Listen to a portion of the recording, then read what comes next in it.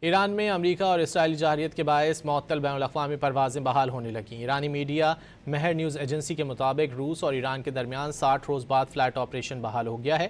امام Khomeini airport Tehran سے پہلی پرواز ماسکو پہنچ گئی۔ بدھ کو چین، ترکی، سعودی عرب، عراق اور تھائی لینڈ کے لیے پروازیں شیڈول ہیں۔ حکام کے مطابق ایران سے مزید بین الاقوامی روٹس کا اضافہ بتدریج کیا جائے گا۔ ایران میں امریکہ اور اسرائیلی جارحیت کے باعث معطل بین الاقوامی پروازیں بحال ہونے لگیں۔ ایرانی میڈیا مہر نیوز ایجنسی کے مطابق روس اور ایران کے درمیان 60 روز بعد فلائٹ آپریشن بحال ہو گیا ہے۔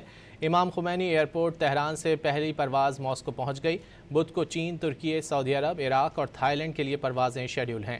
حکام کے مطابق ایران سے مزید بین الاقوامی روٹس کا اضافہ بتدریج کیا جائے گا۔ ایران میں امریکہ اور اسرائیلی جارحیت کے باعث معطل بین الاقوامی پروازیں بحال ہونے لگیں۔ ایرانی میڈیا مہر نیوز ایجنسی کے مطابق روس اور ایران کے درمیان 60 روز بعد فلائٹ آپریشن بحال ہو گیا ہے۔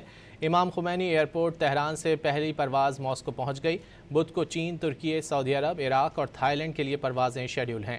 حکام کے مطابق ایران سے مزید بین الاقوامی روٹس کا اضافہ بتدریج کیا جائے گا۔